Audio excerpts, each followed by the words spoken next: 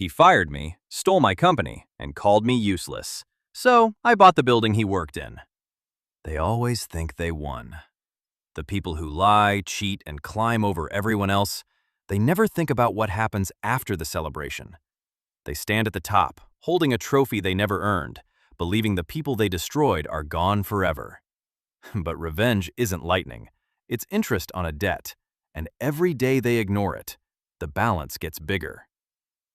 Welcome back to the Revenge Relay, where patience is the sharpest weapon of all. 15 years ago, I built a software company with my best friend. His name was Richard Cole. I wrote every line of code.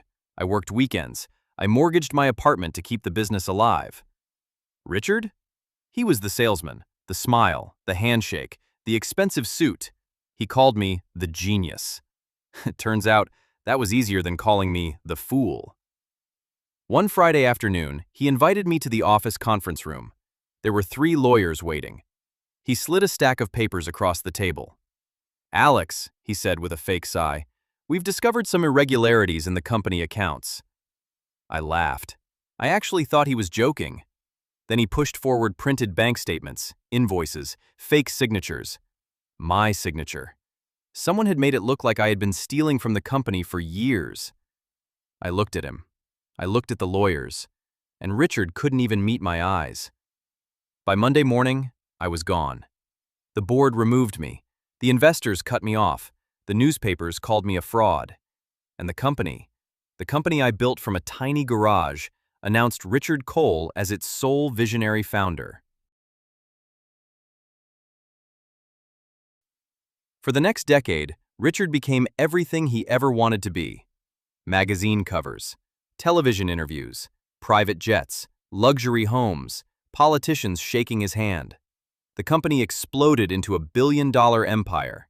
Every award he accepted, every speech he gave, every smiling photograph. He stood in front of products that I had designed. My ideas, my code, my future. Meanwhile, I was repairing old laptops in a neighborhood electronics shop. People would occasionally recognize my face.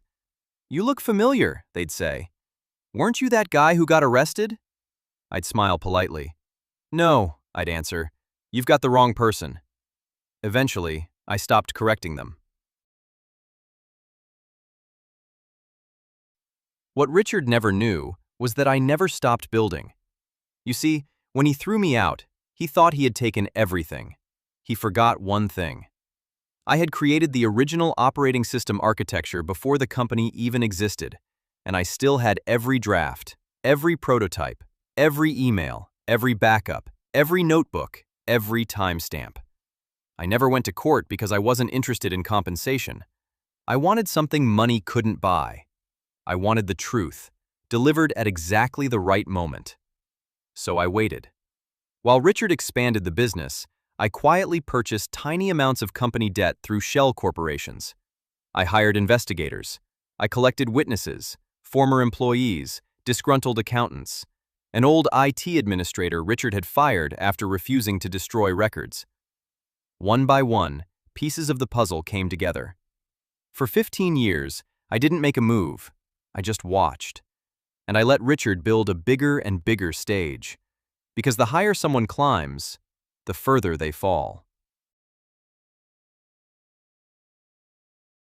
One day, the announcement came. Richard's company was celebrating its 20th anniversary with a live global product launch. Thousands of investors, hundreds of journalists, television crews. The event was being streamed around the world. Richard would stand on stage and unveil what he called his greatest invention. The invention I had created 20 years earlier. I knew because I still had the original blueprints sitting in a dusty box under my workbench. 3 weeks before the event, one of my lawyers sent a simple email. No threats, no demands, just one sentence. "We look forward to seeing you at the presentation." Richard didn't reply, but I heard later that he spent 3 days trying to find out who had sent it. By then, it was too late. The auditorium was packed. Richard walked onto the stage to thunderous applause. He smiled for the cameras. He adjusted his expensive tie. He thanked his loyal employees. Then he said the words I had been waiting 15 years to hear. "This company exists because I had the courage to build something from nothing." That's when every screen behind him went black. The audience murmured. Richard looked confused. Then the first image appeared, a scanned notebook, my notebook, dated 20 years earlier. Then another, an email, a patent draft, a source code archive, a video recording of Richard sitting across from me at a tiny garage desk saying, "Alex, don't worry, 50-50 partners, always." The audience fell silent. Journalists stood up. Investors grabbed their phones. Richard's smile disappeared. He shouted for someone to cut the feed, but there was no feed to cut. The presentation system had been switched before the event by court order, because while Richard had been rehearsing his speech, my legal team had been quietly finalizing a fraud investigation that had taken years to build. The side doors opened. 2 investigators walked inside, then 4 more. The master of ceremonies stepped away from the podium. One of the lead investigators approached Richard and calmly said, "Mr. Cole, we'd like to ask you a few questions regarding financial fraud, intellectual property theft, and evidence tampering." Richard looked into the audience. Nobody moved. His board members looked away. His investors backed toward the exits. The same people who had applauded him 5 minutes earlier suddenly wanted nothing to do with him. I was sitting in the very last row. He saw me. For the first time in 15 years, he remembered my face. He tried to speak. He opened his mouth. Nothing came out. I simply stood up, straightened my old jacket, and gave him the exact same smile he gave me all those years ago. Then I walked away. I didn't need to hear the rest. Richard lost everything. The board removed him. The company collapsed under lawsuits. The awards disappeared. The interviews stopped. His expensive friends vanished overnight. As for me, I never went back to the company. I didn't want the office. I didn't want the title. I didn't even want the money. I opened a small workshop teaching young programmers how to build software the right way. One afternoon, a student asked me something I'll never forget. "Mr. Carter, after everything he did, why didn't you destroy him sooner?" I looked at the old building across the street, the same building where Richard had thrown me out. Then I handed the student an old watch that had stopped ticking years ago. "Because," I said quietly, "some lessons take time." Ending and viewer engagement. If someone stole your life's work, would you fight back immediately? Or would you wait and let them build the perfect stage for their own downfall? Tell me in the comments. I read every one.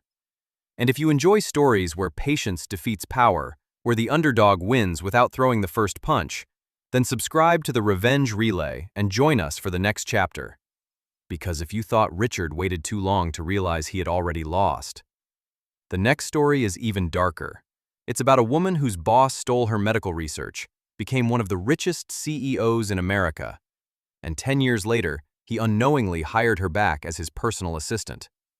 Trust me, you won't want to miss that one. Until next time, remember, the people who think they got away with it usually make one terrible mistake. They stop looking over their shoulder. If you enjoy stories where the underdog finally wins, subscribe. Every week, someone who thought they got away with it learns they were wrong.